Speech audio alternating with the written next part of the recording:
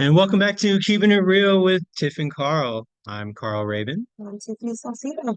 It's good to see you all here. We are actually in person. I know we never get to see each other in person. We're both training and presenting at a conference this week. It was actually the 19th annual National Tribal TANF Institute held at UC Davis for tribal welfare case managers, program directors, and staff. And it's something, I think this is my 15th or 16th institute, and I know you're a veteran as well. I think not as much as you, but I think this is like maybe my fourth or fifth year. Okay. Yeah. And so, what were you presenting?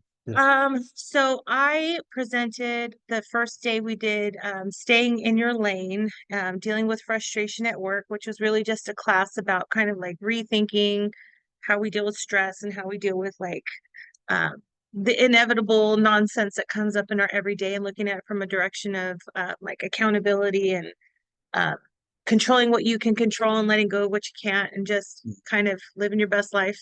And then I did a class on it's such a long name, the collaboration of data and human relations. it, it's, you would think, right? Data is not riveting to me. I mean, obviously it's necessary. Yeah. Um, but I got a lot of great feedback, and one person came up and said, "This is the best class I've ever had at any of the sessions." And I was like, good. Awesome. And then I did the closing keynote, which was awesome. Really awesome. Yeah, and so I was the MC for the entire week. So I Mhm. was here Monday until we closed, and I taught them Monday afternoon. I taught our diffusing hostility and violence, so verbal de-escalation in crisis situations, and riveting stuff, right? Yeah. But it's actually Necessary, it's necessary. one of my favorite classes, Hmm. actually. Hmm. And then time management and organization, which is a class I do every year for first-time attendees. I did that twice. And then we did a hiring for managers class, me and Glenn Vasconcello, who's a consultant and works a lot with the tribal nations across the country. So just really helping people not just hire, but really create culture because, Mm. culture can be created if we do effective hiring up front rather than having, somebody mentioned in the class that their mentor taught them to hire hire slow and fire fast, right? Yeah. And I was like, well, okay, cool, but then you fire fast, and now you have these gaping holes that don't ever get filled. How about we hire slow and hire correct? That's right. So make those things as sustainable as possible. So yeah. Anyway, so it was a great week. We had a lot of fun in the Mhm. closing keynote, and that Tiff here, gave. So so what were some of your highlights? What were some of the things that you took with you? So what I really love this conference specifically is just like all of the energy and how everybody brings their whole selves, um, and the friendships that are made, and just how everybody's so open and willing to learn. It just is really, really great. Um, it's like we do the classes, but then we have these conversations afterwards because we share meals together and we have all of this time that we spend where you can take that really to the next level and have these like really meaningful conversations. And lots of people, hey, can I keep in touch with you? Of course. Like I made so many friends. Mhm. Some new besties, but don't tell my real besties because then they might get jealous. But I made a lot of good friends. But I think that's my favorite part. What about you? I every year it just strikes me how meaningful this is for folks, right? And you see the same people coming and every year, and they're ready to learn every year, ready to share with each other every year, and they're always so happy to see us, and it's really cool. And along with there's always at least half of the folks that are here are first timers, Hmm. right? So Hmm. it is a phenomenon that it happens in human services a lot of if you work in the child welfare side, you get training, right? It's mandated training from the state, right, or from the feds, right? And a lot of folks who work on the welfare, the TANF side, um, that's not necessarily mandated. Now, counties and organizations, they set up their training, and have training contracts with organizations like UC Davis and like Sac State and other places like that. But for the tribal TANF, there isn't a lot of specific um uh training available for this particular group of folks, right? That work with, folks on welfare on reservations, but also in our communities, right? In urban communities as well, but that have specific needs, and every program is different. It's a sovereign nation that's running it, so it's completely different than some of the things that the county mandates that we all have to follow from the state, no matter what county we're in. So it's really a meaningful thing. I love seeing folks just really grateful for the opportunity to share with each other, like you mentioned, having those meals and just having lifelong connections. Absolutely. So I was in a Ontario airport last week. My favorite airport. Yeah, oh, yeah, mine too. Yeah, we'll talk about that. We'll talk about our favorite airports, our favorite places to eat, and all that Perfect. stuff. Perfect. But I was standing in line, and I was in B. I got B. Oh. I checked in. My flight left at 5:20. I checked in. I was 5:19 the day before, Southwest, if you guys don't know, right? And 5:20 hit. I checked in, and I got B-15. You know, it's funny. I flew out of San Diego yesterday and I was B-20. Yeah. And I was just sitting there and sitting there, and I looked up, and all of the bees had boarded already. Oh no. But you know, it was meant to be because I sat next to someone on the plane. I had a really good conversation. So I was meant to sit all the way in the back with the rest of the peasants. Because I met a cool dude. He was fun.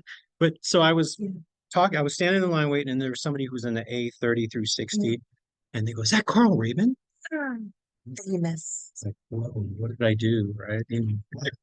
So, yeah, and so she said, were you teaching down here? And I said, well, yeah, actually I was, teaching at a state hospital. And, oh, well, we're here for the Northern Consortium, the Southern Consortium or whatever, and like that. And she's like, are you going to be training in our county again? And because I knew her face and but I'm just like, okay, which county is she in? I mean, we need so many people, right? Yeah. Which is great. That's a great piece. We get to affect so many different outcomes, which is really what keeps me going, right? But it's funny. You always think the teachers say this, right? You don't always remember your students, but your students always remember you, right? And so I was just one of those situations. They're like, "Yeah, we're flying down, and my cousin's going to the conference next week," and I was like, "Oh, okay, wow." Everyone's looking at me like I'm a celebrity, right? The lady in front of me, I think she wanted to ask me for my autograph. I almost said, she was looking at me like, oh, wow, this Southern California thing is true. You're going to meet, celebrities. That's funny. That's funny.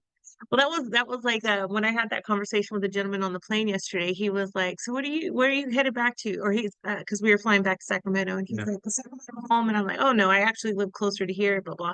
So I was telling him what I was doing, and I said, "Yeah, tomorrow I'm doing like the closing ceremonies, the closing keynote speech." He's like, "Oh wow, so big time, huh?" And I was like,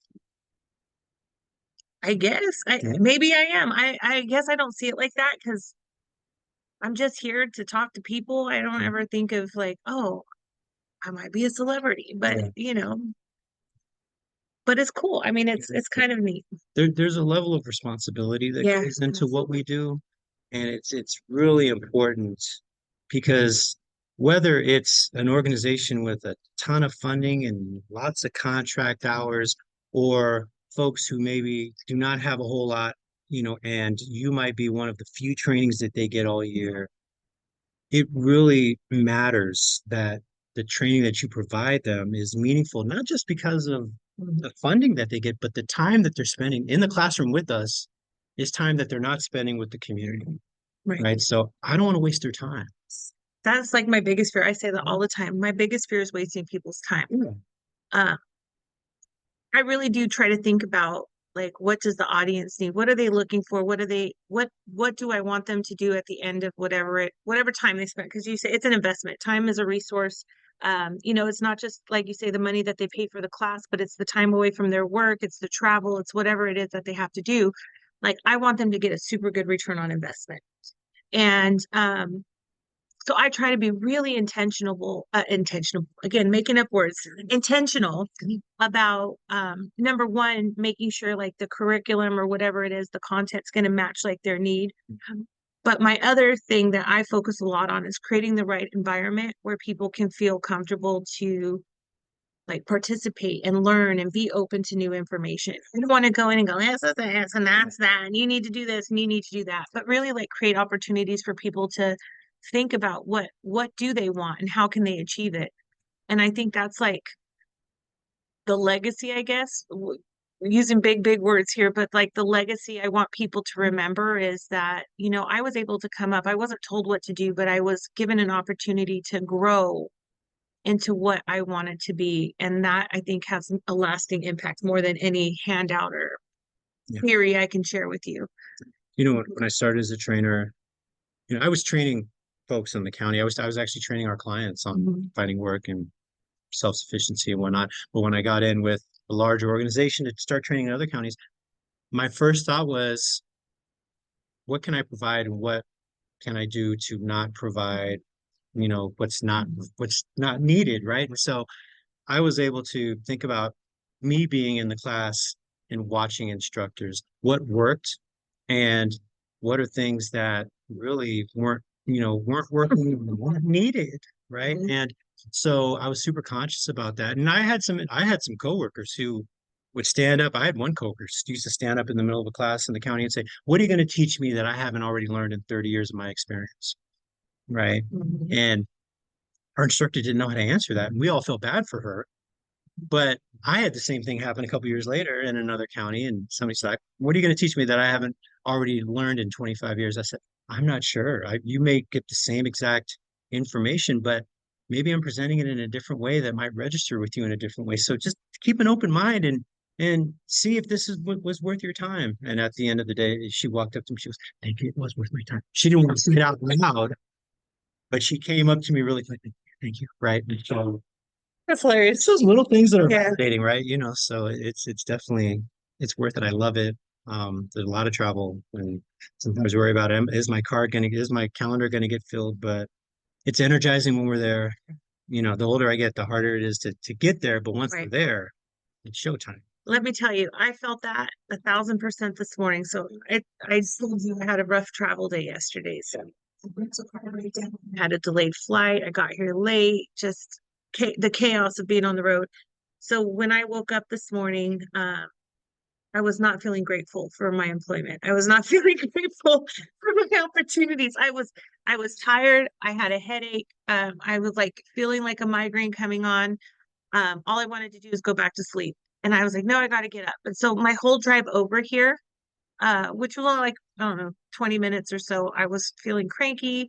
I got a cup of coffee. I was sipping on my coffee and trying to listen to like some music to get myself jazzed up. And so I walked from the car to the building and I just felt like Eeyore from Winnie the Pooh, like, oh, I got to get it together, right? I've got 200 people. Now Thursday. and it's, yeah.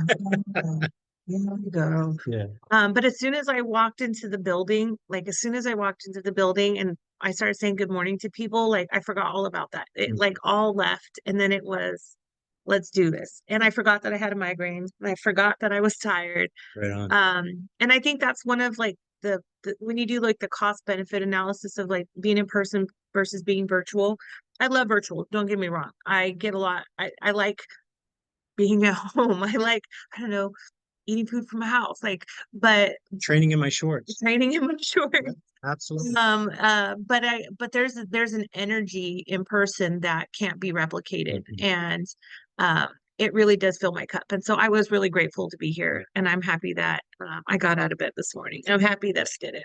Very cool. Yeah. Yeah, this is the third year in a row that we've been back in person. The first 2 years of the pandemic, we were virtual, and we made it work. Yeah, it did. We made it work. But there is something to be said about folks. I mean, because like we said, this institute is for folks that are in tribal welfare agencies, not just in California, but across the country. We had folks from Alaska, folks from Wisconsin, Oklahoma, Colorado, Arizona, New Mexico, and then a large contingent from California. But they travel here and they get to share each other's culture and learn songs and learn origin stories. We did that all last night at our cultural exchange, and learned how to make baskets and just a bunch of other things that folks can take home with them. You know, the Alaska people say they always, one of the Alaska people, she said, I need to find a Ross before I leave. Yeah. And I was like, oh, I said, well, yeah, there's a Ross, but there's a Target like two stops down the road. And she said, no, we have a Target in Anchorage. Mhm. We don't have a Ross there. So she said she brought extra luggage to be able to bring stuff home for her kids, right? So, just even something little as that, right? I mean, who would think of that, right? Although I had a friend who lives in, where I live in Sacramento, and I guess he's down south visiting, whatever, and he, buys things at Buc-ee's and always takes pictures at a Buc-ee's stop whenever he's there. So if you're from the south and Buc-ee's is your place, cool. Send me some Buc-ee's and so. That just reminded me right now. Uh, my family, my extended family, we do an event in Oklahoma. Mm, So my brother-in-law has a taco trailer, and we sell at these UTV events. mm, And we drove from Portland all the way down to Oklahoma, and then we drove back. And so when we drove through Texas, my nephew, who by the way is like in his 30s, mm. um, we were in Texas, and someone said, "Hey y'all, something something," and he's like, "You guys really say that here?" He was so excited to hear y'all. He's like, "We're really in Texas," and then he was excited because we were at this little gas station and they had barbecue sauce, like real Texas barbecue sauce, and he was so tickled by the Texas culture there that we didn't go to Whataburger though. Did it go to We didn't go to Whataburger. No. Mm.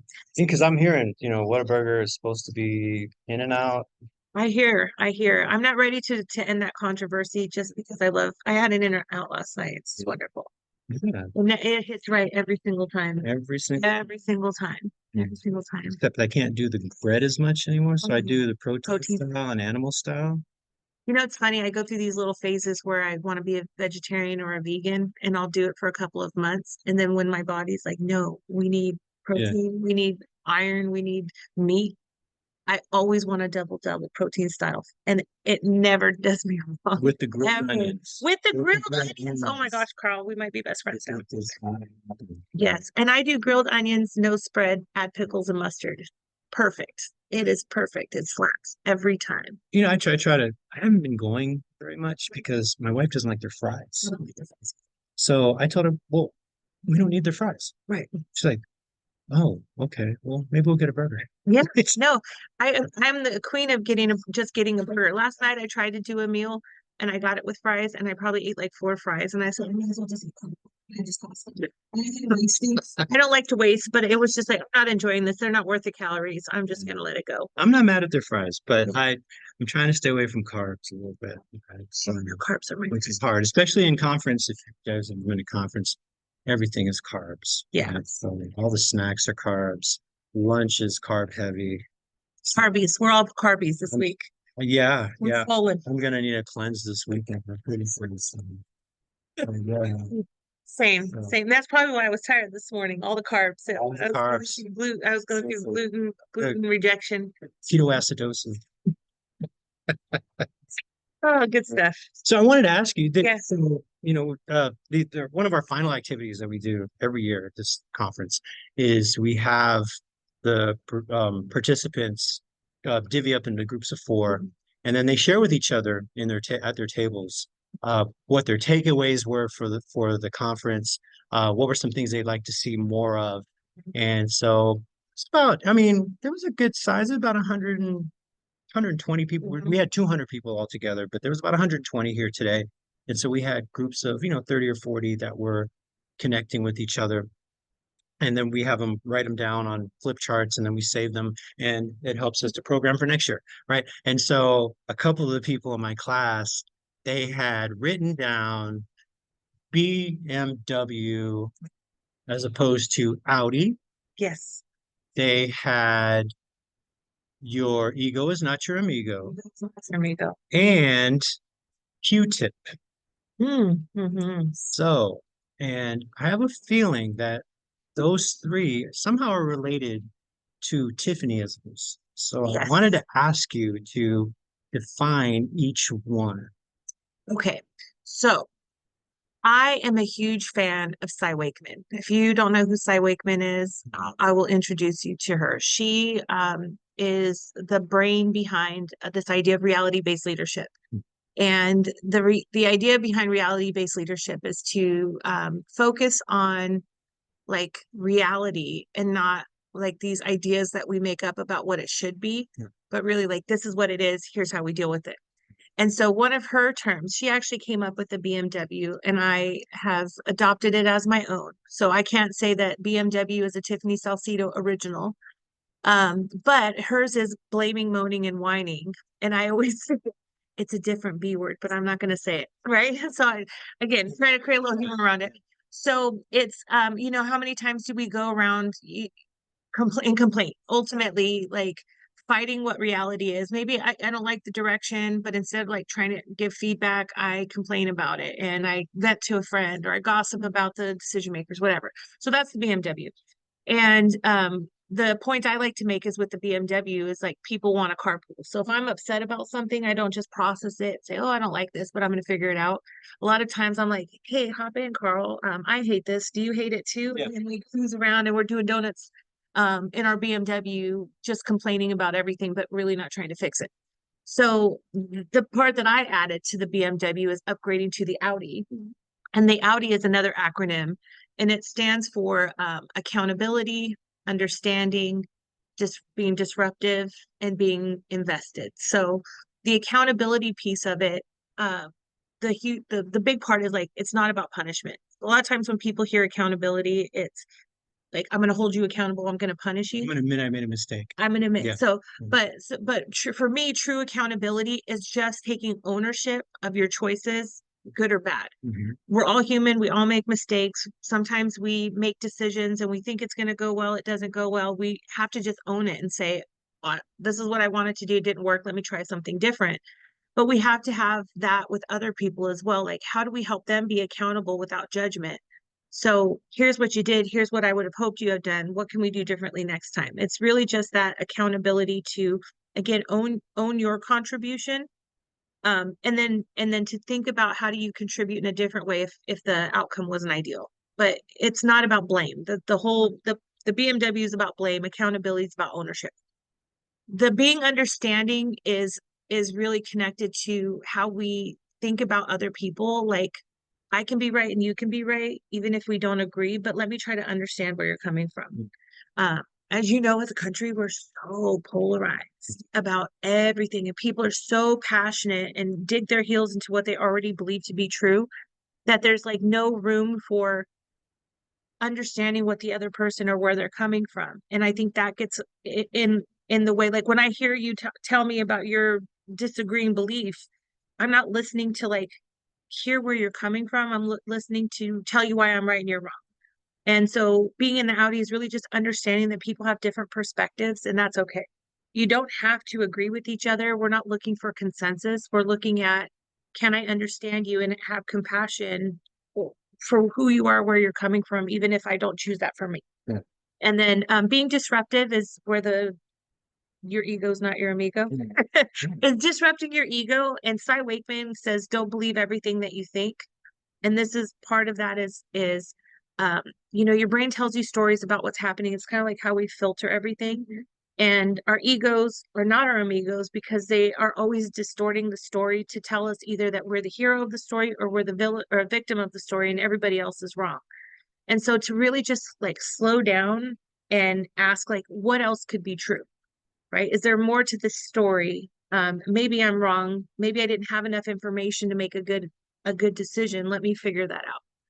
The very last one is to be invested. And here it's like, believe in what you do or don't do it.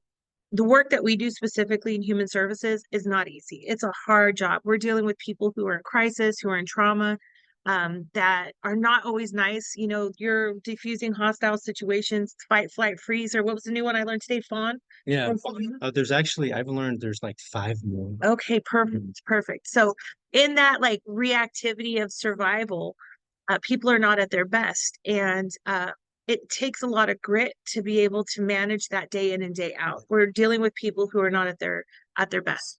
And so being invested is really just that I am here to help and I can be compassionate to people who maybe are in that crisis and not take it personal, which is where the Q-tip comes from. I'm not going to take it personal, but I'm really going to be invested in doing what I can with what I have.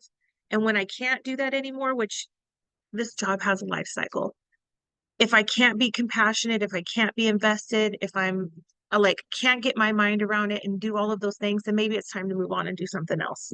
And that's okay. Um, so the Q-tip, the last one, thank you. All my little silly things. I actually learned from my sister Trisha. And I don't give my sister Trisha enough credit, but she taught me this one. But Q-tip is an acronym for quit taking it personal. And so I always encourage people to do, like, if you do take things personal, which is normal, natural, you're human, but like people are not mad at us individually, they're mad at the system. And we've got a complicated system with rules and regulations and all the stuff that we have to follow.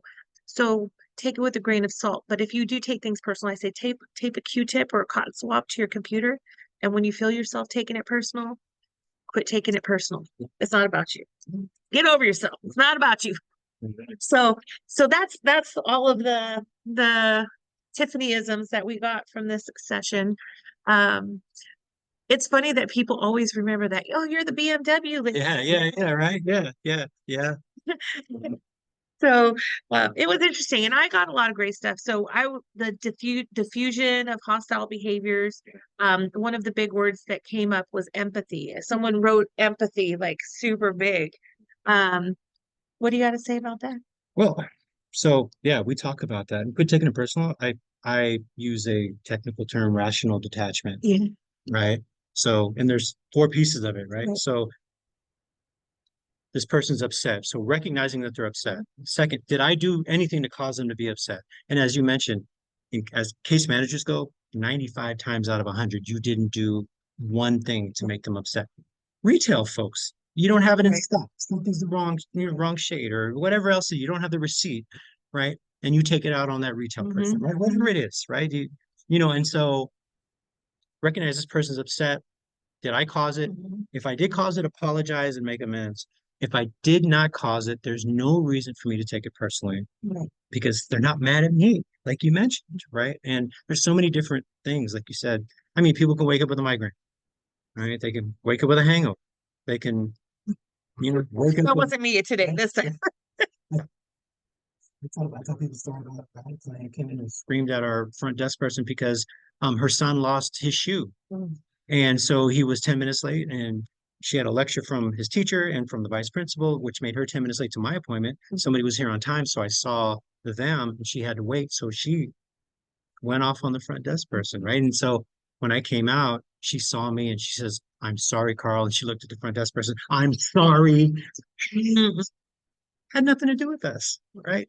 So yeah, so I hear you. So the empathy is when that person is upset and they're taking it out on you. You happen to be the microphone that they're speaking into. Right. And if it's not your client, you might just be there covering somebody else's shift or picking up the phone randomly if you're in a call center and you're going to catch this person who's had a negative, morning or a negative interaction with somebody else. And so just recognize this person's upset, right? And what are they upset about? If you're in a county call center where the average call time is 2 hours, I'd be pretty pissed off too, right? Absolutely. So, I need to speak to somebody and something wrong with my benefits. Okay, ma'am, I'll definitely try to help you. I really apologize for the wait. I know that that's not ideal. I wish there was something I could do about it, but let me do what I can to help you now. Right. But that's empathy.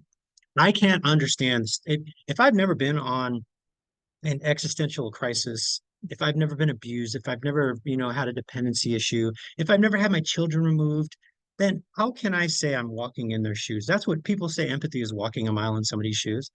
But if you can't, the last thing that person wants to hear is, "I understand." You don't. But you know what, though? Even if you have walked in their shoes, you don't know how you felt in that situation, but you don't know how they feel That's in right. that situation. Absolutely. And I've had workers that were former clients. And some of them were very empathetic, right? Which to finish the empathy is not, "I don't understand your situation, but I understand your emotions." Right. We've all been upset. We've all been frustrated. We've all been scared. angry, excited, hopeful, right? In love, all of those things. We recognize those emotions and we recognize how they manifest.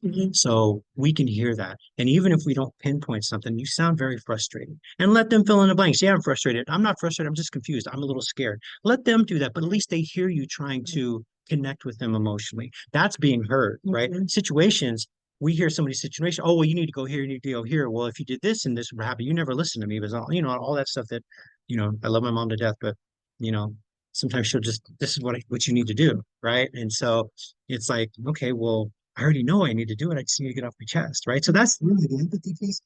But going back to, even if you recognize that situation, I had coworkers who had been on aid and could have been the greatest advocates for their clients, but instead use their experiences as, you know, hammers, right? To punish people.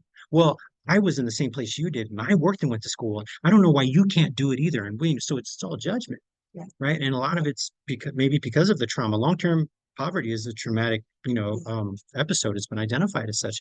But, not being able to work through it and to have that empathy for, I've been where you've been. I may not feel exactly how you feel, but I know the way out, and so I can help you with that, right? It's use that Brene Brown video, right? Where the want a sandwich, right? Nice. So there's a difference, and it's important to, even if you've experienced that. And I used to stand in the canned food store line with my grandma with the real food stamps, right? That's how old I am, right? So Yeah. and so I understand what it's like. I had the church come up to my mom's door, that she owned a house, but my grandma was still signing up for church baskets. And on Easter vacation one time, me and my friends were watching a video and they dropped off a Easter basket, and my grandma it just never left her. Yeah. You never know if you're going to need it, right? And I was like, but grandma, there's other people who need it more than us. And that was something that was hard for her to shake, right? And so it's, just recognizing that people have a hard time, and people sometimes don't ever work through it as much as they'd like to, or have had anybody allow them to work through it without judgment, without support. And so that's really, what I talk about with empathy. And I spend the first half of that diffusing hostility class talking about the things that how we react to other people, and Yeah. red flags, our triggers, Yeah. and those things that cause us to respond in an unproductive way. If that person's coming at you unproductively and you want to meet fire with fire, cool. We're both going to get burned. Right. Right. But if you're able to meet that fire with, some cool water, some understanding, maybe a warm blanket which diffuses that fire, right? That's really where connections, and I say, when somebody's screaming at you and venting it, they're showing you their backside, they're showing you their worst self. And if you can still sit there after that and say, wow, you seem very frustrated, would you like some water? Or, talk to me about, about what you were talking about. You mentioned this, how is this affecting you? Do you need a moment, right? Is there anything else? I'll do what I can to help you. But just to be able to let that person know that you heard them, right? So that's where we build those connections. Because that person leaves and said, I just embarrassed myself, but this person's still here to help me. And that's what we can do. That's half the battle, knowing that we care. Definitely so. Yeah. Two things came to mind while you were talking. I was thinking about that idea of walking a mile in somebody's shoes, and I don't remember where I heard this before, but it kind of stuck with me. And it was something to the effect of like true empathy is not walking a mile in somebody's shoes. It's seeing them walk in their shoes and seeing that they're uncomfortable. And I always think about that every time. Like, I don't have to have been through what you've been through, but I can notice what you're feeling. And that's that connection. Yeah. And then from a human perspective, if we think about like how we relate to people, whether it be in leadership, whether it be with an angry client, whatever it may be, there has to be some connection before correction. If I just go straight to, you need to do this, you need to do that, if I haven't acknowledged your humanity first, no matter how good the advice or the direction or whatever I give you, it's going to fall flat, because where have you connected with me in a human way to make it safe for me to hear what you have to say? Yeah. So I know for me, and I know that you're very much the same way, like I spend a good amount of time like talking to people. I mingle, I sit with different tables, I, talk to them. like I have information to share, which may or may not be useful to these people. Um, but at the end of the day, I want you to know that you're safe here. Yeah. And what you feel or what you're going through is valid and it's important to me. And I want you to feel safe to be able to share your expertise or your experience or ask a question. Mhm. Um, which again, you have those people like you mentioned earlier, like, what are you going to teach me? I've been here for 30 years. Uh, there's sometimes defensiveness with learning. Like I know it all. And I'm always like, you've been here for 30 years. That's amazing. So I'm going to tap into your expertise throughout the day. I can't wait. So I might say, da, da, da, da, you've been here for 30 years. Tell me about your experience. And that's not a way to like placate or to shut people up. That's not what I'm doing. Engage 'em. I'm I'm I'm invested. I haven't been doing this for 30 years. I want to learn from that. Yeah. 'Cause I might be the instructor, but I don't have all of the information. Yeah. So I learn something new in every class I teach every single day. I had a client when I was working for the county who moved back to California because his mom was sick. When he left, he moved his entire family back, and he was a general manager of eight um, eight fast food restaurants, Mhm. right? And so he was, he was doing pretty good. Mhm. And he thought, well, in California, there's lots of money and blah, blah, blah. And so I'm going to be able to do that there. He moved back to the desert and there wasn't a whole lot of opportunities like that. He couldn't find something that replicated his income, and he wasn't going to take a minimum wage job or something less because he didn't want to hurt his career. Right. And so he's out in the middle of the desert where there's not a lot of resources, so he ended up having to come on cash aid, Mhm. right? And it was something that was a big issue for him, and you could see it. And he was very nice, very professional, but he also um you could see the chip on his shoulder, and a lot of it had to do with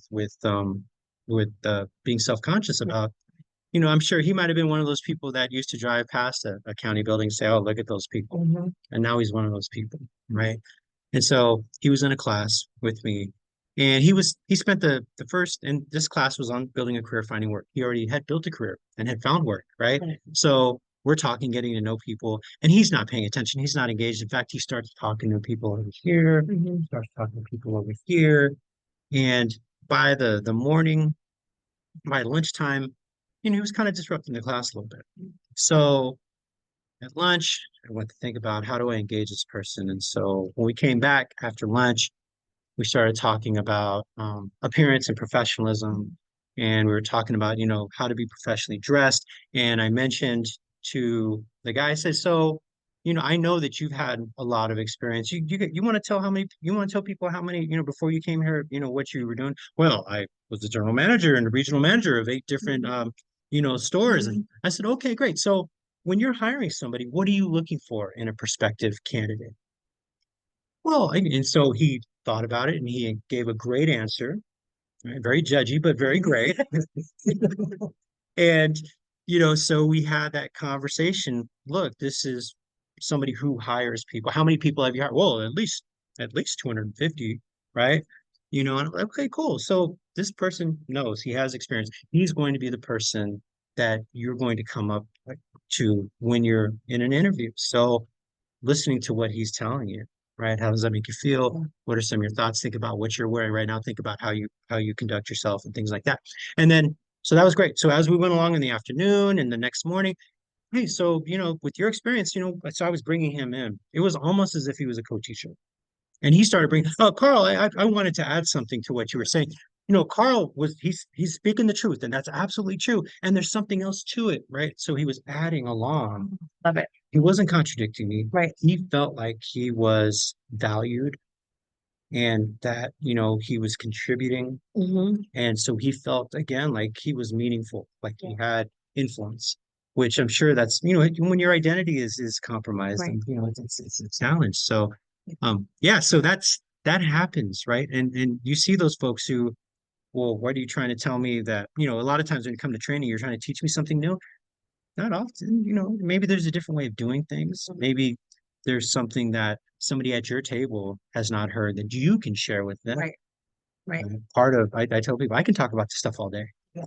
because I do, right? But those classes aren't as meaningful, right? What you do in your area, in your job with your clients, and how these topics fit into what it is that you do with your clients is really the special sauce in this class. Yeah. So integrating that Mhm. into, who you are and what you do and what you do, who you do it with is really my goal.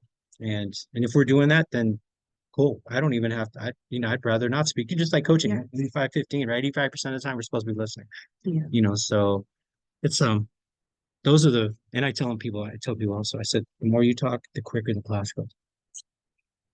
Well, I want to create those opportunities.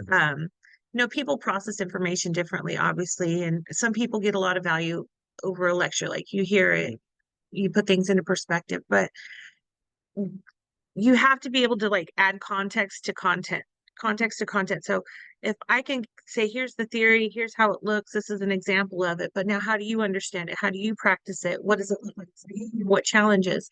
Um, I tease my classes all the time because I walk around. I get so many steps when I'm in person because I give a really good question and then I walk around and I listen to people. I say nothing is sacred here. I'm a professional eavesdropper. So I walk around and people have such great conversations and they come up with things that I never would have considered. And I think that's part of the, like you say, the special sauce there. Uh, Sometimes people just need the right environment to grow. I can plant a seed, but they're going to nurture it. They're going to water it. And if it doesn't mean anything to that individual, it's a waste of everybody's time. I always say the class is for you. It's not for me. Like, I don't need to hear myself talk, although I kind of like it sometimes, but no, but at the end of the day, it's like, I want to put people in a position to think for themselves and to kind of add their own experience. What like one of my favorite things to hear from participants um, is when they come to me and say, I needed this today, right? Like I needed this today. I'm going through something in my personal life, or I needed to have this tough conversation with my mom, and now I have the tools to approach that. When I hear that, oh, it makes my whole day. It fills my cup. And I personally like I don't shoot to please everybody because that's absolutely impossible. There's always one person, there's always one hater in the room that no matter what you do, like, I don't like your hair. Why'd you wear those shoes? There's always one person and they're entitled to their opinion. They can have it. It doesn't affect me. But I always say, if one person got one thing that makes their life better, then I did my job. And that's it. I set the bar low. I'm never disappointed. One person got one thing. I'm happy. And I know that I have been as a trainee, I have been to some trainings where there's like one key thing that a trainer has said that has stuck with me for life and has changed like the trajectory of my life. Um, did you ever meet Lorraine Fox?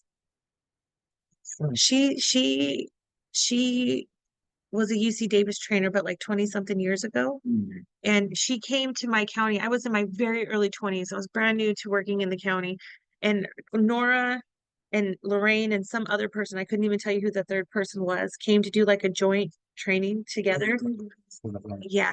Legends, right? So yes. Mentors and taught us everything we know. Yeah. But Lorraine Fox came in and she was this tall, super tall lady who did not mince words. She came, you know how Nora's like tablecloth and spinners and colors. Yeah, vibrant. Yeah, whatever. Lorraine was the exact opposite. She came in with one black marker and she said the F word and nobody batted an eye. That she's in front of everybody. She said, sometimes beep, beep, beep. And I was like, oh my God, that's who I want to be with. Like honestly, like I was so in awe of Lorraine Fox. And then because I'm a little bit, I might be a stalker. So once I like find somebody I like look them up and find everything that they did. She's written a book, which her book is Compassionate Caring. It's for people who work in group homes. Really great book. Look up Lorraine Fox, Compassionate Caring. But she wrote an article called The 10 A's of Job Happiness. And it was published in 1994 in some journal. And I still have my old dusty copy of it that I printed in like, I don't know, 2003. And I have the corner of it is all mangled from unstapling and making copies and restapling it, and it's highlighted and there's notes.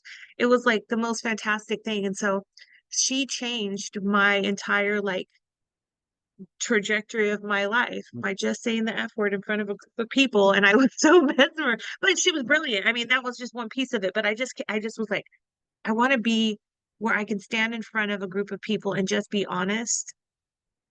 That's what I want to be when I grow up. So I never really saw her again. I was obsessed with her for years. And then over the pandemic, when I was at home just chilling, I emailed her. I found her email address and she responded back to me. And you would have thought that I had met like the most famous celebrity. And I just told her, you don't know who I am, but I just want to let you know you changed my life. And she offered me all of her content, all of her stuff. We should email her again. You made me think of it. Lori Fox, if you're out there. So if we're talking about people who made me want to do this, there were two people for me. One was Maria Robinson, and the other was John Parker. And I know John, I don't know the other one. yeah, right. And Maria Robinson, I think she's in her mid 90s. But when I met her, she has to be close to 100 because when I met her, she was 82. Okay. And this was like 2004, 2005. So, okay, so yeah. And she had a great backstory. But she'd come to our county and she was helping us build our curriculum for our job readiness workshop. And she had everybody who was participating there just feeling good about themselves. And she had these hardened case managers that, weren't going to take any crap from anybody up and dancing and doing waltzes with each other. Oh my goodness. And, guys doing waltzes with each other and just laughing and having, how do you control a room like that?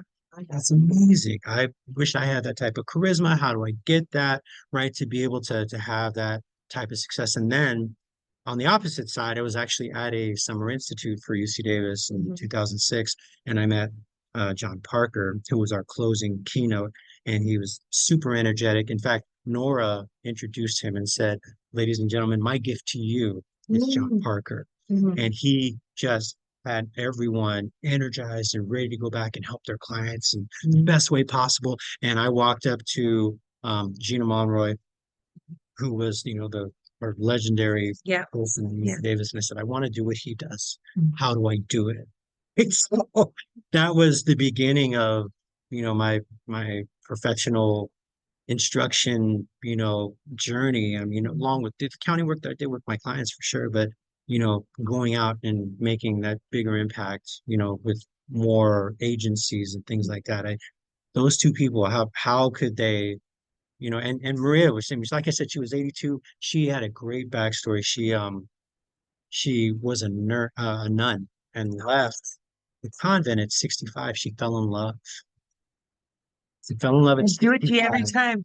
left the convent, got married, and went and continued. I think she worked on her master's in the meantime, and then she went around the state training for UC Davis, and she would ride the train, and then people would be there to wait for her and give her a ride to her hotel. She was just magical, and I reached out to her a couple years ago, and she responded.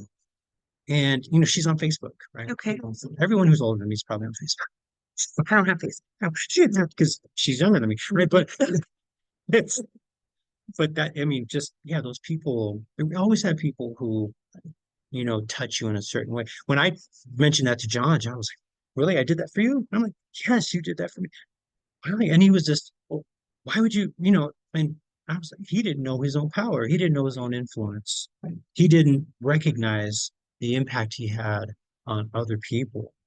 And all I think about is the impact that we have in the front of the room on these people who are here either to learn or to not to learn or to hear what we have to say and make their decisions. But they all interact in a way that affects their communities, right? Even if you're a payroll specialist, if you don't get the payroll out in time, there's going to be a lot of case managers going to be upset, a lot of social workers going to be upset, and sometimes that might get taken out on a client, right? And so the little things that we don't ever think, "Oh, I just made a mistake, I'll take care of it," but I take care of it on my own time.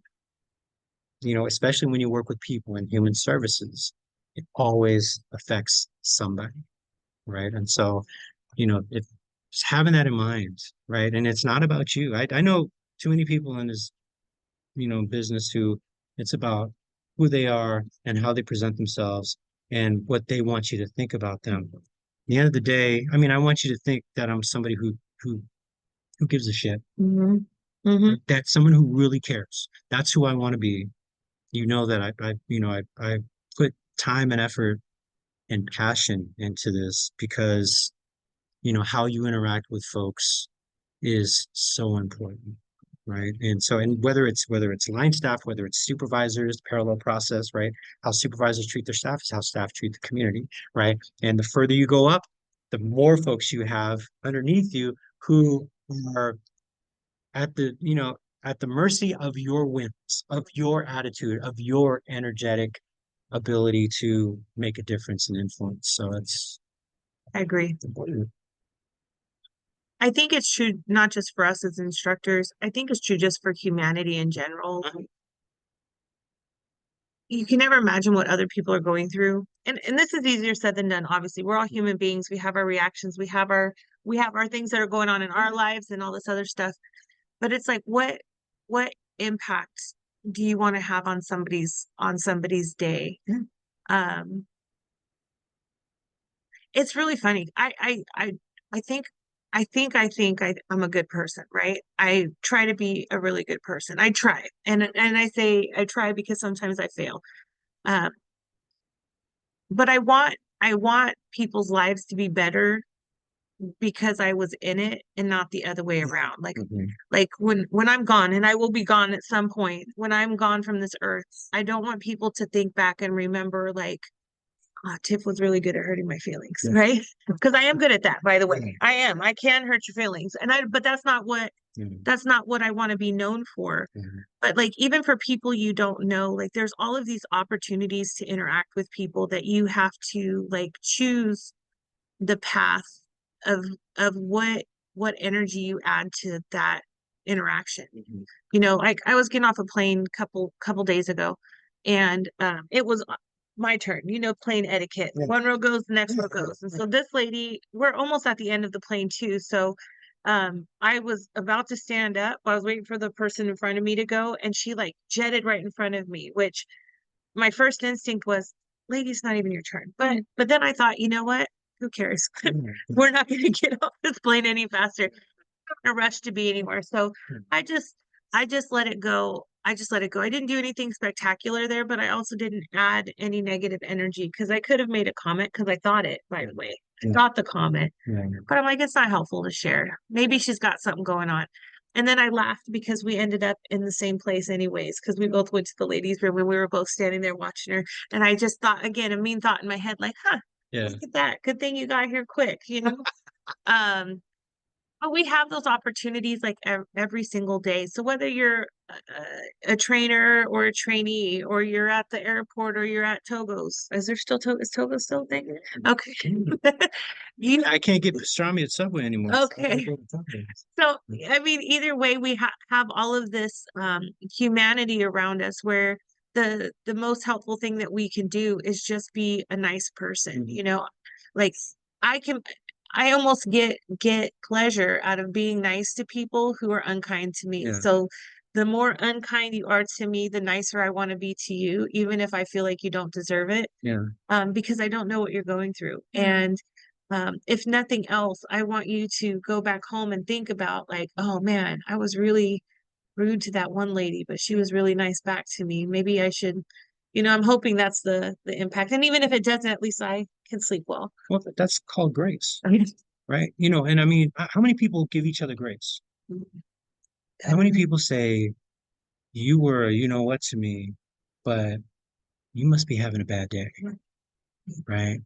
That's what I think. This person must be really having a bad day to act like this to somebody they don't even know, right? And so that's my thought that keeps me from retaliating, right? I was at a rest area on my way to a training in Coalinga. Right? Coalinga. That's where my daughter-in-law is from. That's where my daughter-in-law's from. Okay, Coalinga. all right. Well, Yeah, so I was on my way to Santa Maria, Mhm. which in Coaling is on I-5, and you got to cut over Mhm. on Highway 41 to get to Santa Maria in Santa Barbara County, and that's where James Dean died on that 41 freeway. Anyway, so see, that's how old I am. I talk about James Dean. Well, And who does he make sausage? Oh no, it's Jimmy Dean. so he was doing something. Oh, okay. So anyway, so Wait, is it the guy that was on 90210? no, Luke. Luke Perry. Luke Perry. Yeah, he looked like James Dean. Yeah, okay, yeah, yeah. Young people, Luke. Rebel without a cause, not rebel without a pause. That's Public Enemy. All right. Anyways, go ahead. Go ahead. So I stopped at Burger King and at Harris Ranch, and I was wearing a Giants hat, and a guy walked out, walked past me, and as I walked past, he said, "An effing a-hole," and I wasn't quite sure. I just stopped for a second. I'm like, did he just say that to me? And so I turned around, and he's looking at me, and he's looking at me like, yeah, I said it to you, right? He didn't say anything, but I'm sorry. So I looked at him and I said, I'm sorry, do we know each other? Mhm. And he's like, no, no, whatever. And he just walked away. And I was glad. I'm not, I'm too old to be fighting. It's the last thing I want to do is go Right. walk into a train with, scratches or Right, whatever. right. But at the same time, my thought was, why would he say that to me? We haven't met each other. So my first thought is, do we know each other? Right. I mean, I could have accidentally cut him off Mhm. 2 weeks ago on the freeway. Whatever it was, he could have saw my car and oh, that's that guy. Right. Some folks have longer memories than others. But he just looked at me and just kept walking. So he must have just been upset about something. And after that, I went back to my car, make sure there weren't any scratches or dents or anything, and there was nothing. I think that guy was just having a bad day. Yeah. But it was something that made me think sometimes you don't know what other people are going through, but how often does that turn into a world star video, Right. right? And World stars. exactly, and that's Mhm. not going to be me. I've got a grown kid, and I got a professional, de-escalation, you know, training, business that I have, and so yeah, there's those things that happen, outside of the training where we really get to practice what we preach. Yeah. It's funny that you say that. So, Mr. Salcido, Mhm. my loving husband, which by the way, shout out, best husband in the world. I don't know how you are, Carl, but I have the best husband. You might be second best to your wife. I'm sorry you had issues at Holiday Inn. I'm an IHG member. I'm gonna have words with them, so let's go see that. My husband's best. So, with that being said, he's a very reactive man. And again, from our generation, if someone says something crazy to you, the only option is to fight. Yeah. But we're old too. And life is too short to be fighting with people. So, I know that I live in Southern California, where when you don't drive defensively, you drive offensively. So, we have a big black truck that my husband always says, you don't wait for people to let you in the lane, you move them out of your way. Yeah, you do. And so we get honked at a lot. And so my husband almost always takes that personally. And I had to tell him, like, sweetheart, um, I'm not going to get shot because you got mad, right? Because you're going to feel really bad when they aim at you and they hit me. So let me not let you suffer like that. I don't want you to have that guilt the rest of your life. Yeah. So it's all about like changing perspective. So what we changed it to is when people honk at us, I say that's them telling you you have a really nice truck. And so every time we get honked at, I say, "Oh, look, they love your truck. Yeah. They love your truck." And he always just kind of smiles and we keep on.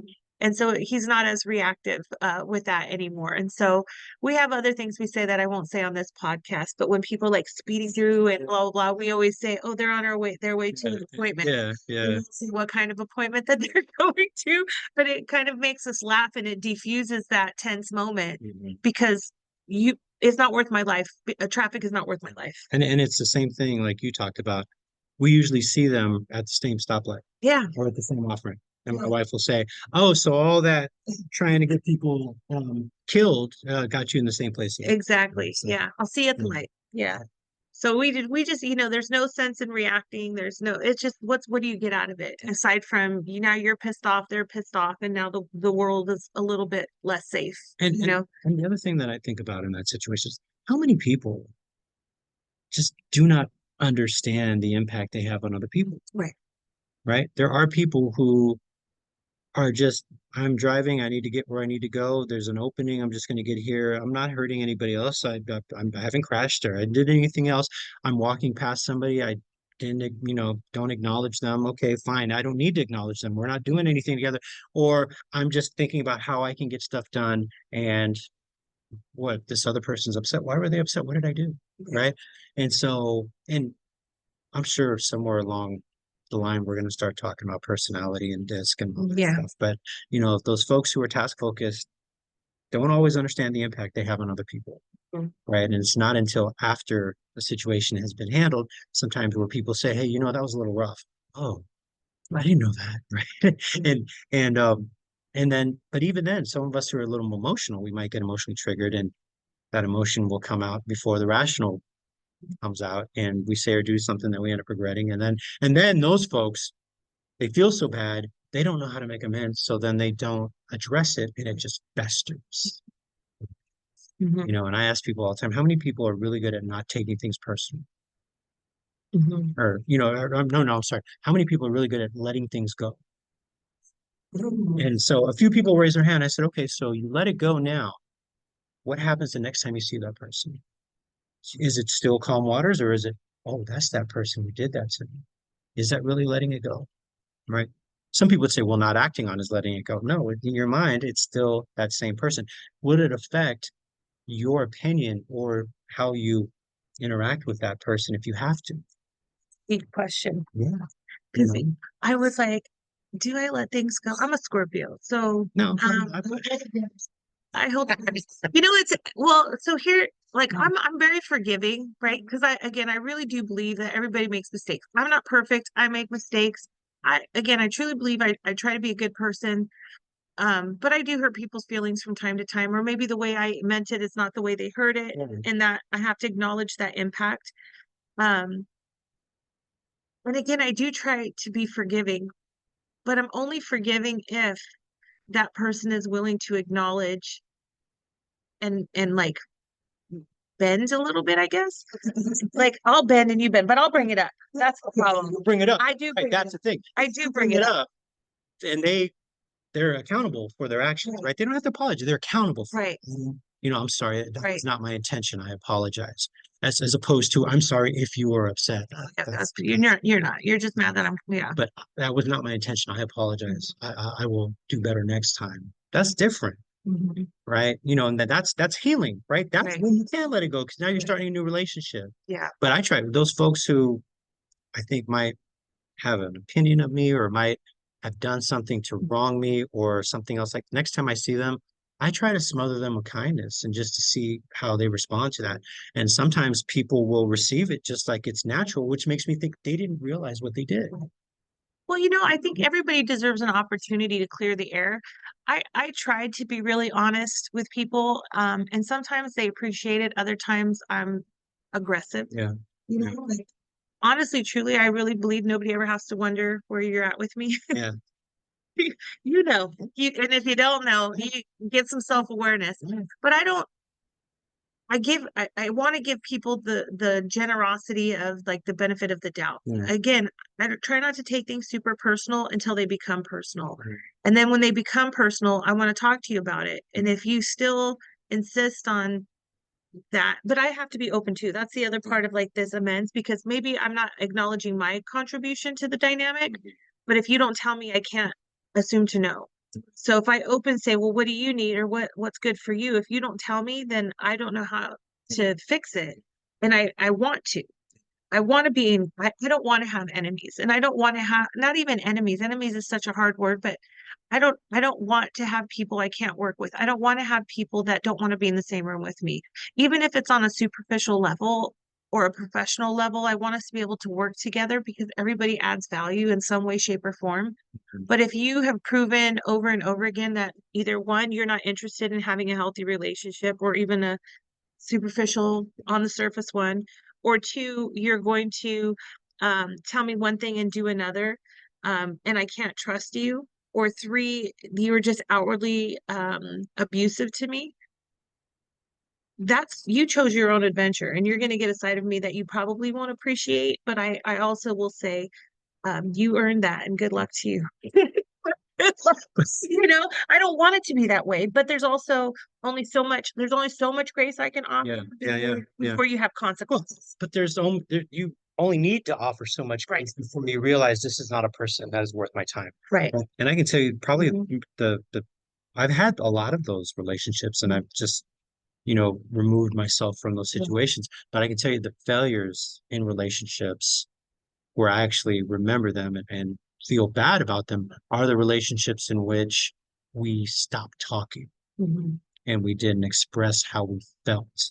And those are the relationships that I feel they might have been worth my time, but I didn't do my part in trying to explore that, whether they were, romantic or just friendships, things like that. But if there was something where I recognized that we're just not going to connect. We don't connect. There's things that this person does that they don't see.